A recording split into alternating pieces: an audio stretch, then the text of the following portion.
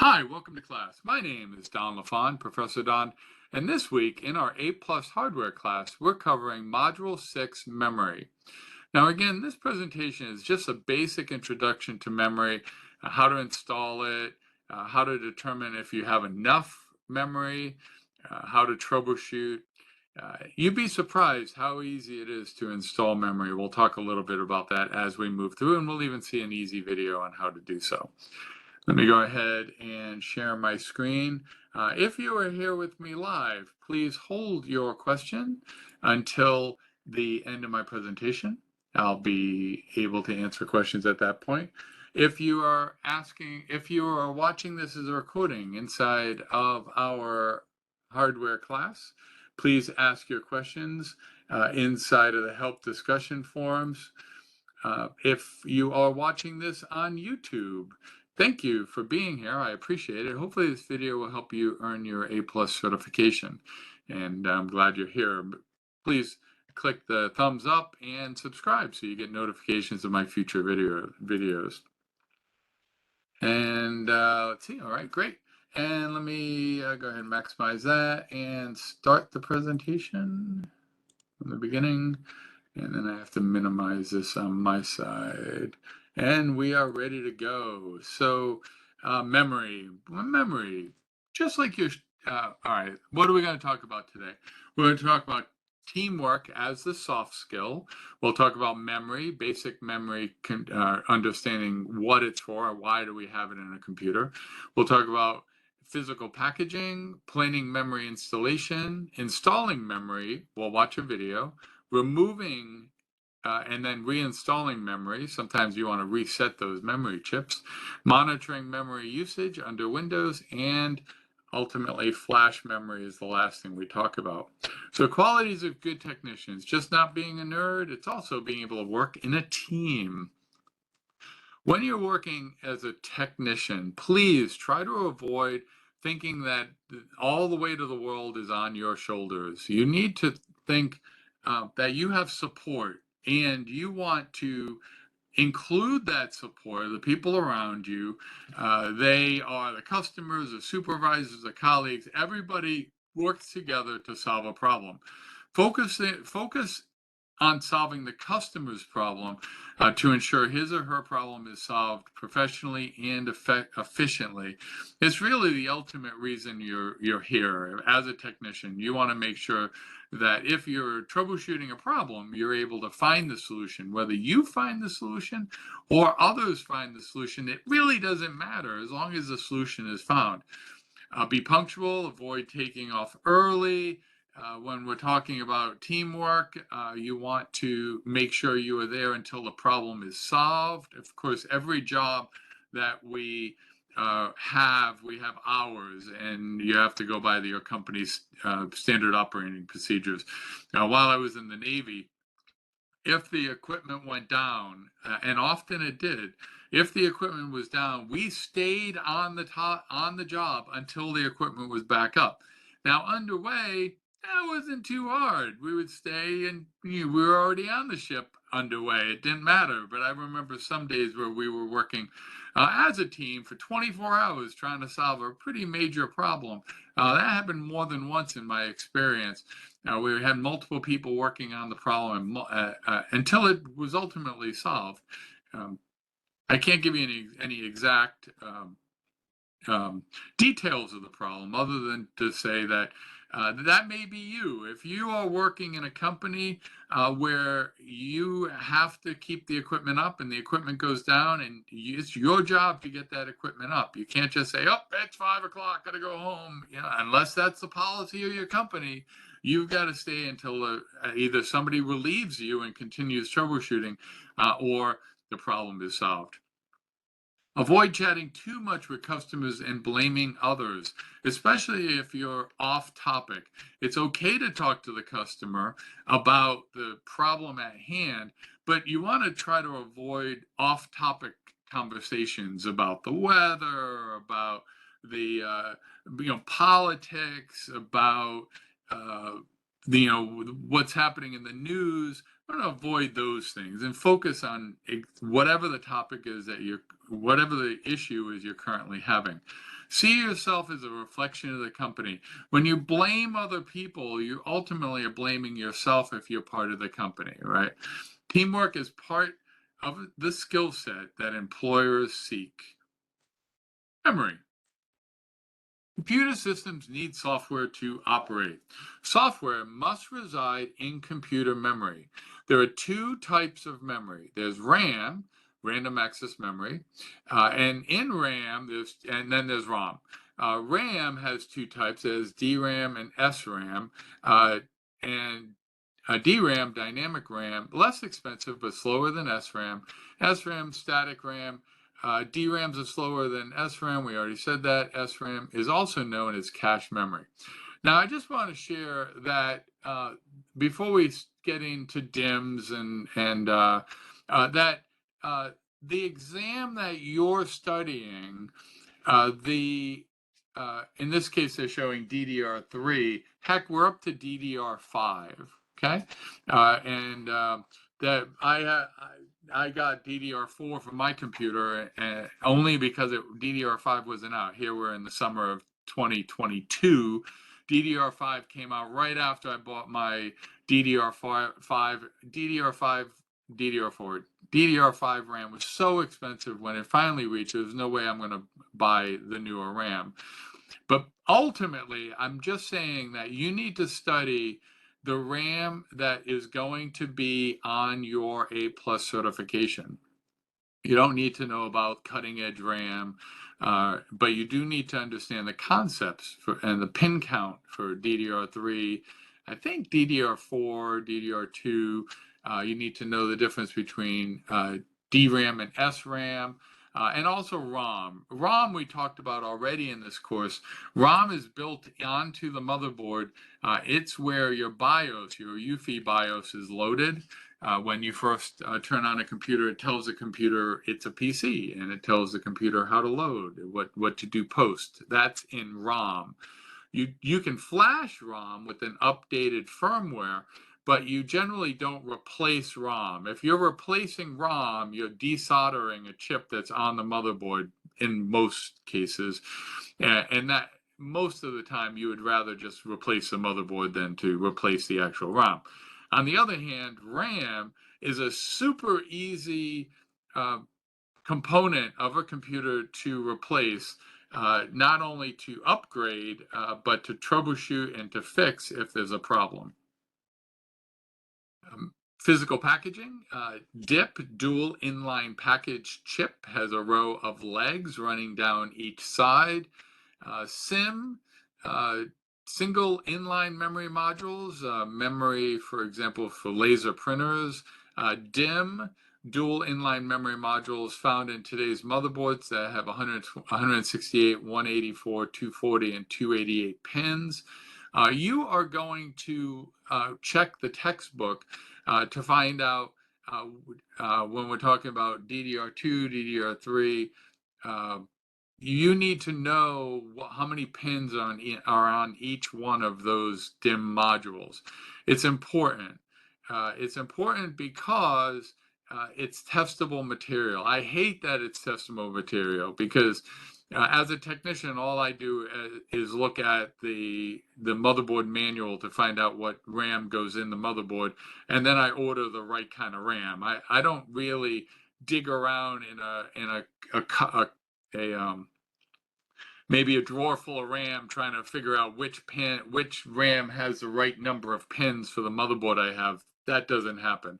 But they do expect you to know that there are pin counts for different RAM sizes. So here in our picture, it shows you, and make sure you review it in the textbook, but let's start with DDR4 has 288 pins. DDR3, 240. DDR2 also had 240. DDR had 184. DIMM, 168. We don't use this size memory anymore unless it's already built into your printer, as it mentioned in the textbook. But what we're using today, and what's been the standard for the longest time, is DDR4 RAM. Now, most of the time, when you are replacing a RAM chip, you're upgrading the motherboard as well. Because as you can see here, DDR4, when I has a different layout for the pin, the notch is in a different location. It is impossible to put a DDR4, I shouldn't say impossible, what am I thinking? It is virtually impossible, you could probably find a way, to take a DDR4 chip and put it in a DDR3 chip, because the little slot here is different, so it won't go into the slot for the RAM. DDR2 has the same number of pins, but it's got a different slot than DDR3 does. So it's impossible to put DDR2 in DDR3. And you can see that slot moves around with the, this one back in DIMM, it has 2 slots. Back in SIM, it didn't have any slots, right? Unless that's a slot. I don't remember. SIM, that's a long time ago for me. I've owned all of these RAMs. I've been using computers since 386 computers back in Windows 11. I'm sorry, Windows. What was it? Windows 3.11. Yeah, 3.11. That was my first operating system, and I remember buying RAM, not in giga. How many gigs of RAM you have? Right now, I have 64 gig of RAM. No, I have 128 gig of RAM. But back in the day, I remember buying DIMMs that were as small as 500K, right? A 1 megabyte DIMM was a huge thing. So you got to have an idea what the different sizes are for the different sizes, memory sizes, and the number of pins. Now, you can also hear people call memory a memory stick, a memory module, a stick of memory, or just RAM. All of them refer to the exact same thing. Memory features. Most DIMMs are non-parity, no error checking, and unbuffered. Again, you just need to make sure that you are buying the correct DIMM. No parity and just means no error checking. ECC error checking code can detect up to 4 bits with errors and correct 1 bit. It's used in servers.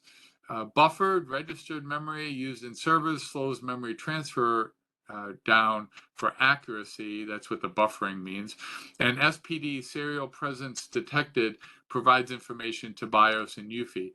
Again, you're looking at your motherboard manual to determine what the exact module that you want to purchase when we're talking about buying RAM. Planning the memory installation. So key points to follow. Refer to the system or motherboard documentation to see what type of memory is supported. Determine what features are supported, what's important to you. Determine how much memory is needed. Determine how many memory modules are needed, and research prices and purchase your memory modules.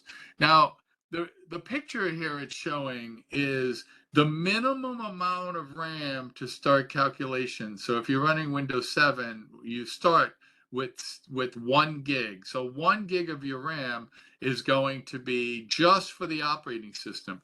When you turn on your computer during post, the bootloader will take your operating system from the hard drive or your SD hard drive or M2 drive, whatever you have your program stored on, and it's going to take it from your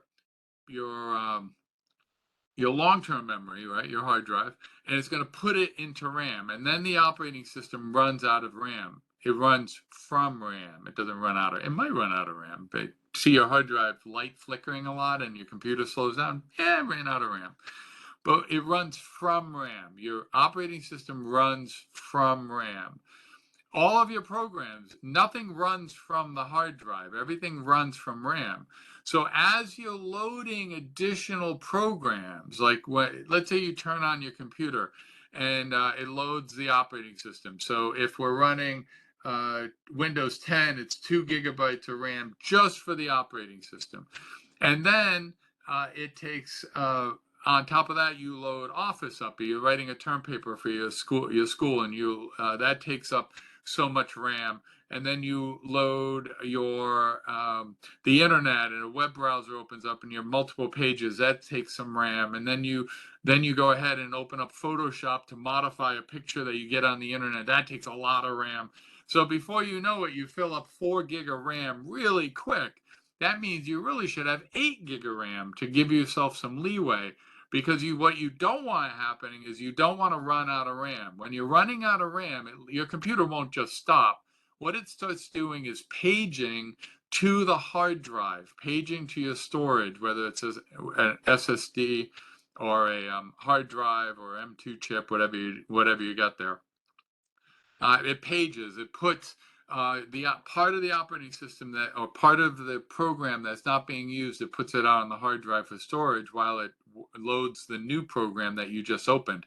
And then when you're done with, you go back and you load that other program. Well, it has to take something out of RAM and load that other program back into RAM. So that's how RAM works. Everything runs from RAM. So the more RAM you have, the more capability you have of being able to run multiple programs. 128 gig of RAM is silly. Nobody needs 128 gig of RAM. Even 64 is way more than you have. I just like the idea of future-proofing my computer. When I'm building, I like maxing the capabilities of my computer so I don't have to mess with it, because I've gone through the adding a little bit at a time. And I'll talk to you about that when we see the slots. Matter of fact, we can talk about that on the next page.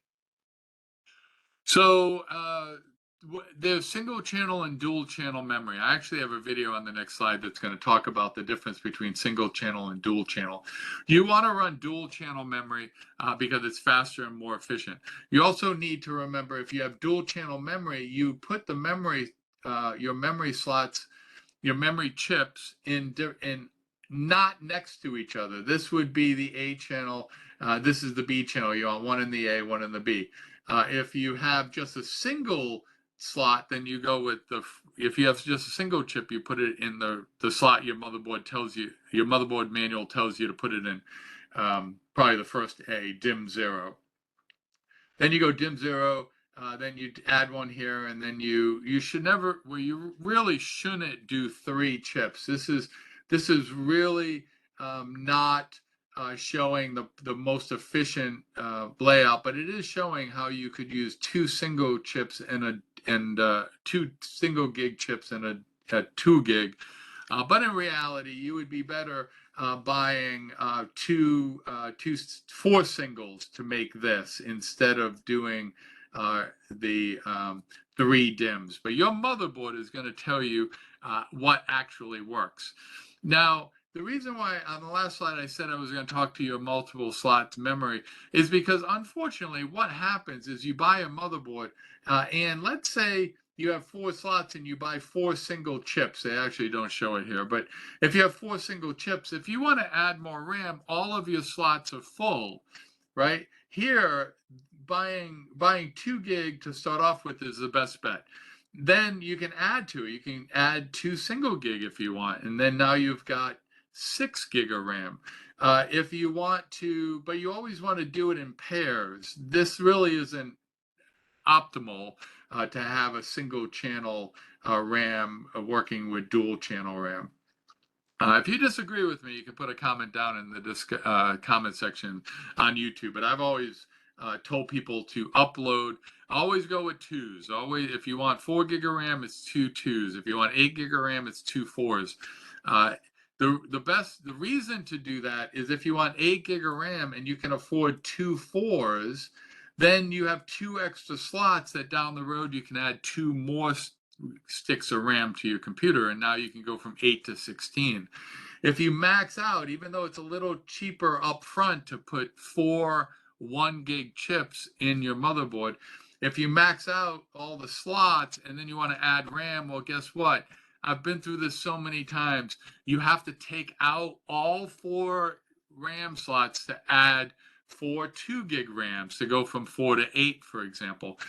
Or you could take out 4 chips and you could add more, like they've done down here. You can, let's say this had 4 1 gig chips and you take out 2 and replace it with 2 gigs. Now you have 6 gig of RAM. Is this 6? No, this is 4. I'm sorry, this is 4, this is 6.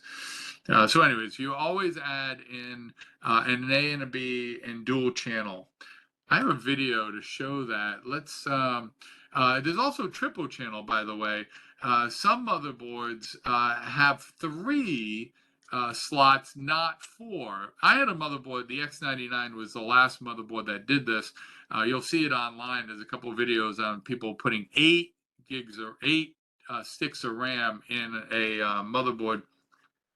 I love that motherboard. I had 4 on one side, the CPU, and then 4 on the other. Well, ultimately, they decided to eliminate half the RAM slot. So back in the day, I had 128 gig of RAM and 8 divided into 8 slots. So when I upgraded to a new computer, I couldn't just pull over all 128. So I had to go shopping again and buy. To max out, I had to buy max for 4 channels. I didn't. Anyways, let's keep going. This is showing 3 banks of RAM, and here you can see how they recommend laying it out. And that is to add 3 1 gig chips. If you have 3, if you only have 2, go DIMM 1, DIMM 3. If you have, oh, this is dual channel over here. So DIMM 1, DIMM 2, DIMM 3. You should add in 3. It's just like a dual channel. You should add in 2s. Triple channel, you should add in 3s. All right, let's watch this video about what dual and I'm not sure if she talks about triple channel. She just talks about dual channel in the video, but it applies to triple channel as well. Here we go. Hello, Cheryl Schmidt here with a brief explanation of dual channeling. Actually, what I'm going to show you first is what was before dual channeling, so that makes you appreciate it. So what you see me drawn here is a box called MCH that stands for the Memory Controller Hub. The Memory Controller Hub is part of the chipset. And the purpose of the Memory Controller Hub, as you could probably guess, is to control the memory slots that are on your motherboard. So if you have a motherboard that has 2 memory expansion slots where you would insert RAM, this is how it would look and how it's controlled traditionally, or if you don't populate your memory right today. So let me show you what it's like today. So with today, we still have the memory controller hub, but with dual channeling, the memory controller hub has 2 paths to memory modules. And the memory modules, actually memory expansion slots, the expansion slots on the motherboard are commonly color-coded by the manufacturers that support dual channeling. So on a motherboard that you might have, and 2 of them are color-coded blue, and 2 of them are color-coded black. I'll put those on in a minute. But say that you're right now just buying a motherboard. What would be best for you if you wanted 4 gig of RAM on your motherboard would be to buy a pair of memory modules that come in the same package, because the manufacturer guarantees you that they match identically into their memory timing signals. So if you inserted those into the memory expansion slots that are the blue color, then the memory controller hub has the ability of sending information to each of those memory expansion slots simultaneously. Major cool, and a major, you doubled your throughput of your motherboard. So if you had black expansion slots, and see, they could be side by side, they could be one and then the other. So it just there's no rules as to how the motherboard manufacturer has to color, whether they even have to color them, or where, how they put them, one blue, one black, one blue, one black, or 2 blue, 2 black. It's up to them. But say I'm on the same motherboard and later I want to upgrade to 6 gig. So I could buy a package of two 1 GB modules. And so they have to match perfectly in order for this memory controller hub to be able to send information to both of them simultaneously. Anyway, I thought that might help you. Thought it might explain things and make it a little bit easier for you. Thanks, and you have a good day. All right, great. Hopefully that video is helpful for you to understand dual channel. And I wanted to add, she mentioned it there, but the coloring of the memory is completely based on the manufacturer of the motherboard. There's no requirement for the number of slots. Well, generally you're going to get 4 slots or six slots, and the allowing for dual or triple channel memory. But the colors, I've had tan, I've had blue, I've had all 4 black, where you just have to know based on the manual to go every other slot because the colors were all the same. If your motherboard is this really cool red base theme with RGB all over it, then maybe your slots are red and black. Really, the coloring makes no difference. If they are colored in 2 different colors, it'll be every other slot will be color coded, and that's because you want to put, as Shel Smith mentioned, you want to put your memory, and I mentioned earlier, you want to put your memory in every other slot because that's how the memory control module reaches it. Now, when you go, again, when you're looking in your text, in your motherboard manual, you are going to look to find out what kind of RAM your memory has. And it's going to look something like this. It's going to tell you you have DDR3, PC3, 10600, latency of 9, unbuffered, non-ECC, DDR3, 1333, 1.3 volts, right? When you're shopping, you need to make sure that your RAM matches exactly. I made the mistake of one time I bought ECC RAM when I bought non-ECC RAM when I was supposed to buy ECC RAM.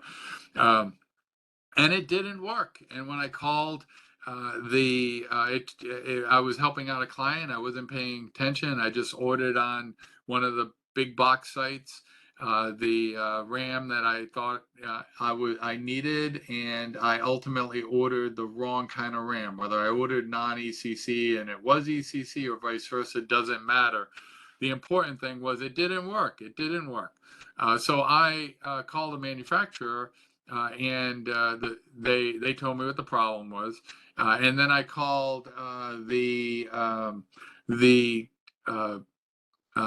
place I purchased the RAM from, and because it had been longer, I think it was 4 weeks, I'm not sure, but between the time I ordered the RAM for the client and the next time I saw the client, it was outside of the return window, and they said, no, we're not going to take it back. And it was like, what do you mean you won't take it back? So not only do you need to make sure you order the right amount, but make sure it works, get it in the equipment, make sure it works during the warranty period. The manufacturer of the RAM didn't take it back because there was nothing wrong with the RAM. And the people that sold it to me didn't take it back because it was outside of the return window of 30 days. And so ultimately, I still to this day have this RAM sitting in my drawer full of miscellaneous computer parts, a filing cabinet actually, and there's some RAM in there that has never been used because it's the wrong type of RAM. And of course, we're not going to go back to DDR3 or whatever it was. I don't remember, DDR2 maybe. This happened about 5 years ago, so who knows what it was. Anyways, make sure every one of the pieces of the description match when you're ordering your RAM. Just don't jump on the lowest price. It has to match. Installing memory. Now, step 1, determine which chip capacity can be used for the system. Look in the documentation, including with the motherboard or computer, for this information. So every single motherboard is going to have a maximum per slot memory allocation.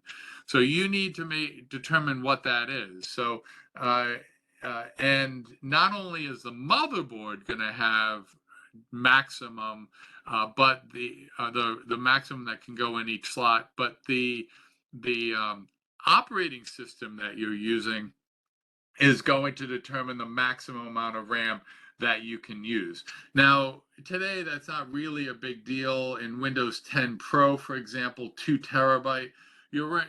I've said this 1,000 times with other things. Oh, you'll never need a 2 terabyte of RAM. But here you can see Windows 8 Pro had 512, maximum 4 gig for the 32-bit. Very few people are using 32 gig RAM, but you might run into it when you're out in the field with an older computer that still serves its purpose. Make sure you check what operating system you have, in addition to which motherboard that you have loaded into the equipment. Let's see, determine how much memory is needed based on the operating system being used and the applications installed, as I mentioned earlier. Then determine the capacity of the chips that go into each banks by drawing a diagram of the system. Not a bad idea.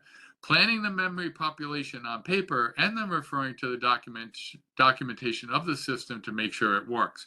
As I mentioned, at one point, my last motherboard, the X99, which I loved, Asus Tough motherboard, loved that motherboard, X99.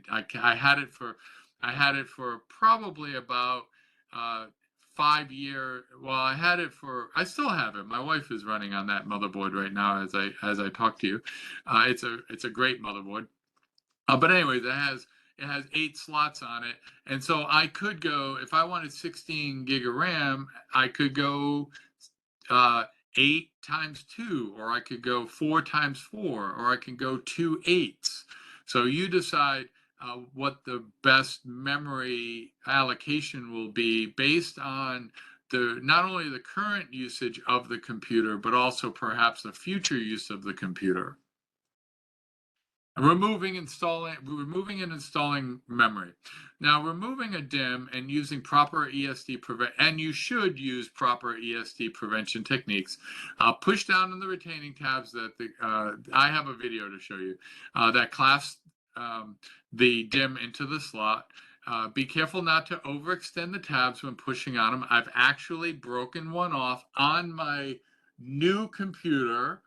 Because I put too much pressure on it. It just broke that little clip off. Not worth sending back to the manufacturer because the RAM's still in the slot, so working perfectly fine. But now it can loosen, it can pop out. So anyway, so don't put too much pressure on it. The DIMM will lift slightly out of the socket. Sometimes there's a clip on both sides. Sometimes there's only a clip on one side, so it depends on the manufacturer of the chip. Lift the module out of the socket once it is released. Now, before I show you this next video, I want to just make a comment. Installing RAM. Now, you guys are technicians. You guys know this already.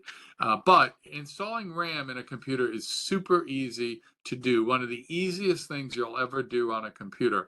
I was once standing in a store that no longer exists, but it had a tech support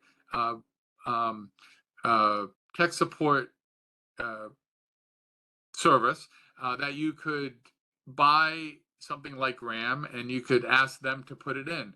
And I was standing there in line buying my RAM for my computer, and the woman in front of me was buying RAM for her computer. It was a really good sale, and we were both there buying the same RAM for the same purpose.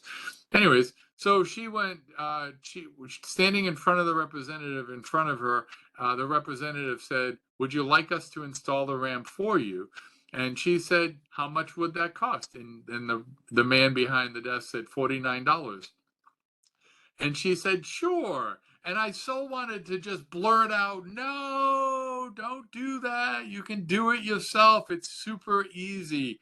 I didn't, because I was in a business establishment and I didn't feel it would be the right thing to do for the business I was about to buy RAM from. But I felt so bad for the woman that was spending $49 to basically unscrew the 2 screws on her case, take the case off, pull out the RAM, put in the new RAM. You'll see in the next video. It is so easy. I felt so guilty. To this day, I felt guilty saying, "Hey," I should have said, "Hey, come out to the car. I'll do it for you for $20 or free." I don't know. But to this day, I remember that, and that had more than 10 years ago it happened. I remember it clearly, thinking, no, never pay somebody to put RAM in a computer. It is the easiest thing to do. Put a new CPU in, replace the motherboard. And there's some things that are challenging about a computer, but RAM is not one of them. Okay, let's watch a video by Linus Tech Tips showing just how easy it is to install RAM. I love RAM installation. RAM installation loves me. Follow along, it's easy, you'll see. A critical part of any successful RAM installation is picking the right memory. In this case, we need third generation DDR, DDR3. We can accept memory speeds up to 1866 megahertz, so we're going to use 1600 megahertz memory, and voltage is key as well. This motherboard calls for anything at 1.65 volts or less. So our memory is rated for 1.5 volts. So that's just fine. If you want to be 100% sure, you can check the QVL or qualified vendor list on the motherboard manufacturer website. However, a lot of the time, those lists are out of date, and you're better off to just find something that has a specification that matches what your motherboard accepts and try it out.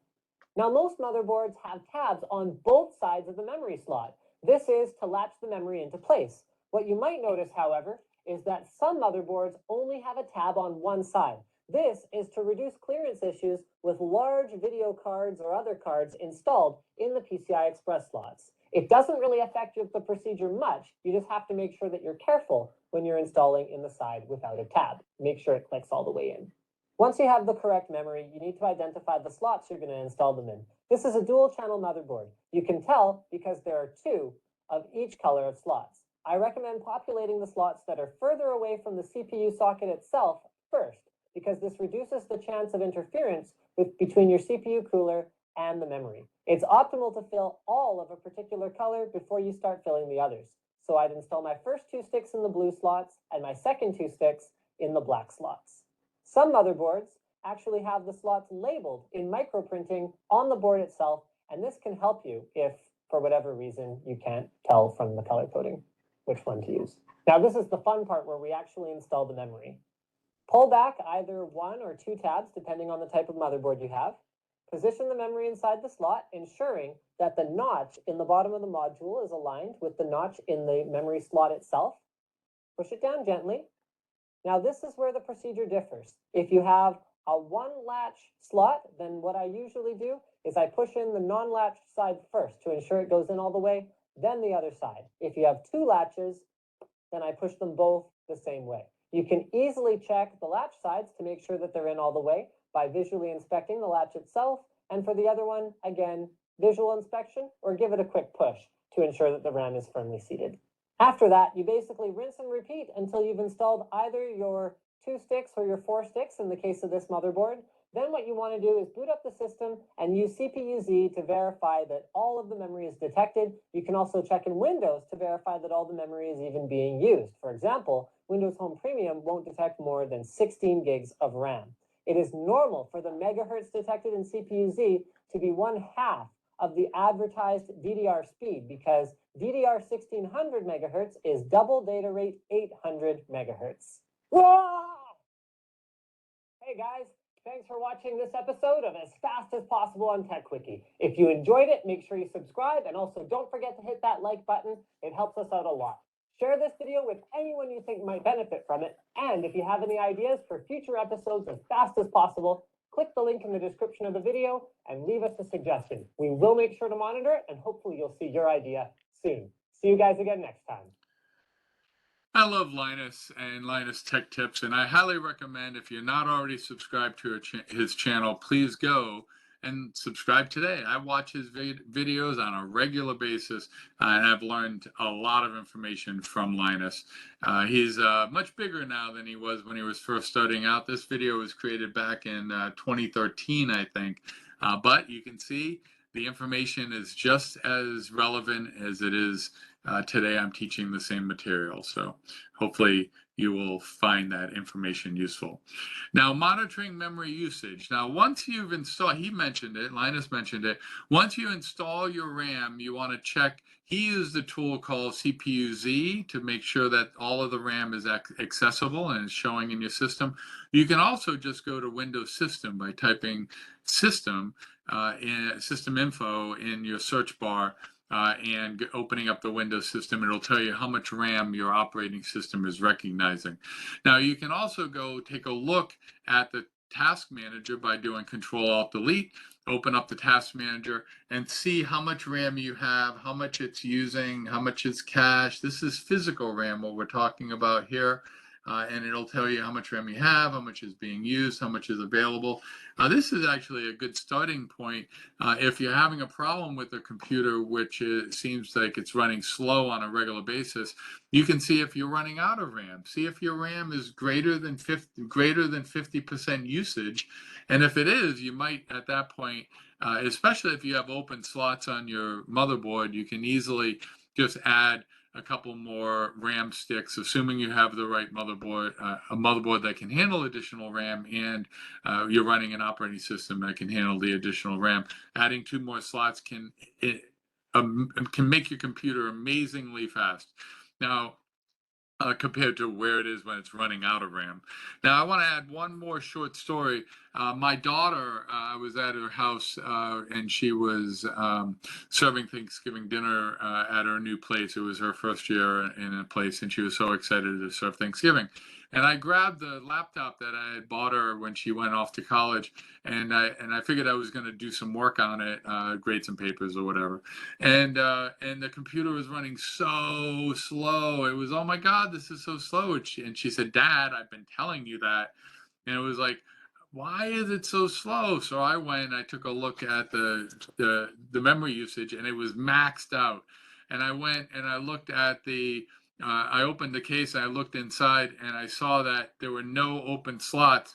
And I noticed that the motherboard maximum amount of RAM was 2 gigabytes of RAM, and I was at 2 gigabytes of RAM, and we were running Windows, I think 8 at the time, might have been 10, I don't remember.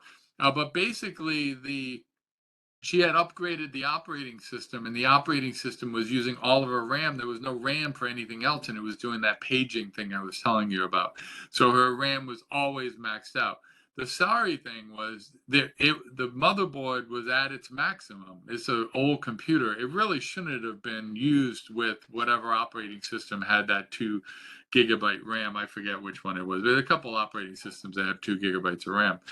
Now, as I mentioned in my software class the other day, running Linux on that laptop would have been perfectly fine because it doesn't use that much RAM. But some of the distros, but we had to replace her computer because they literally could not upgrade the amount of RAM that she had on her computer, and therefore it would never have run in the operating system. We could have reduced the operating system back to Windows 7, probably would have freed up the RAM, but at that point, it was time to get her a new computer. And guess what she got for Christmas a couple months later? All right. Flash memory. Flash memory is a type of non-volatile solid-state memory that holds data even when the computer is off. Oh, by the way, I failed to mention that when we're talking about RAM, it's volatile, which means, remember I told you how everything loads into the RAM stick when you turn on the computer during the boot load process? Everything loads onto your stick of RAM and then runs from the stick of RAM. Well, when you run into problems with the computer, the first thing any technician says is, have you restarted your computer?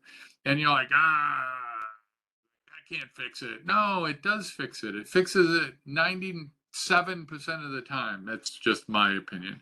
97% of the time, because what happens is just something in memory, some bits in memory got corrupted, some RAM memory slots are ones and they should be zeros, and zeros and they should be ones, or I don't know, it happens. And when that happens, the program stopped working correctly. Rebooting your computer takes everything out of RAM because it's volatile.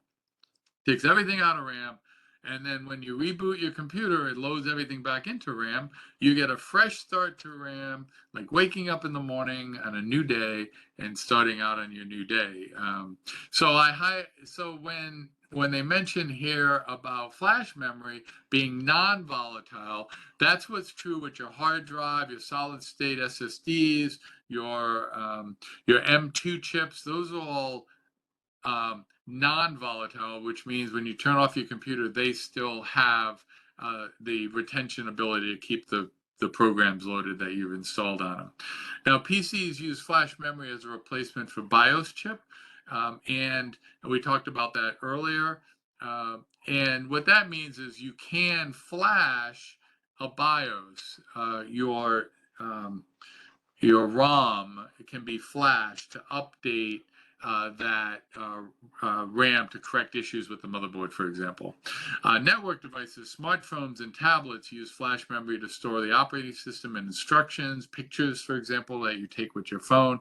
Some tablets can use external flash media from storage, not just tablets. I'm not sure why they mention tablets, but laptops, computers, flash memory. You guys all have USB drives, thumb drives, whatever you want to call them. These flash drives, all of these store data. You can actually load Linux on a flash drive and boot a computer to Linux. If your operating system isn't working right, that's one of the options to help troubleshoot a computer, where you boot into a Linux operating system to mess around with your computer to try to figure out what's going on with your computer. Anyways, flash memory, it's non-volatile. That's the important part. And digital cameras use flash memory to store pictures. Scanners use flash memory to store images. Printers use flash memory to store fonts. Flash memory does not have to be refreshed like DRAM, and it does not need constant power like SRAM. So basically, again, your RAM sticks that you're putting into a computer are volatile, meaning you can turn off your computer, it refreshes them. When you turn it back on, reloads the operating system, any programs you're going to use. Flash memory, it retains the data that's on them, so you can take your USB, just like you take your USB drive out of the computer and put it in a different computer that has all your files on it. That's what we're talking about here. That is today's presentation for Chapter 6. Hopefully it was helpful. Again, this is the textbook we're basing this presentation on. Cheryl Smith, you heard her speak earlier. Cheryl Smith is the author of the textbook. This is the 8th edition, and it is the current textbook to help you prep for the 2020,001 and 2020,002 exams. I'm sorry, 220, not 2020. 220, yeah, 220,001 and 220,002 exams, and you'll want to, if you're studying for that exam in the summer of 2022, you want to take that exam soon, because they will be moving on to the next exam in the fall. The next textbook is coming out, and then I think 2023 we move to the next A+ exam. Check those dates. It's important for you to know the dates if you're studying for the current version of A+. Make sure you get in there and take it, because then they'll change everything, right? I don't know what they're going to with the 9th edition. I haven't seen the book yet, but I know that every time when I got certified years ago, I actually had to learn Vista. Be thankful you don't have to learn Vista, okay? Anyways, all right, that is my presentation. Let me go ahead and stop sharing. My name is Don LaFont, Professor Don. This week in our hardware class, we learned Chapter 6, Memory. A couple of assignments in the classroom. If you're here with me now, make sure you do those assignments. If you're here with me live, you'll be able to ask questions in a few minutes. If you're watching this as a recording, please ask questions in the help discussion forum in our Canvas class, And if you're out on YouTube, again, thank you for watching my video. I really appreciate it. Please ask questions down below in the comment section, or make any comments. I love hearing comments from the people watching my videos. Make sure you like and subscribe to my video. I appreciate that as well. Helps other students find it. And if you want to get notifications, make sure you click the bell so you're notified when I release new videos. As I've mentioned before, these videos are being created in the summer of 2022, and I release them about every week or two, depending on the schedule of my classroom. Anyways, it's been a pleasure helping you today. Thank you for coming to class, and I will see you guys again next week. Thank you for coming to class.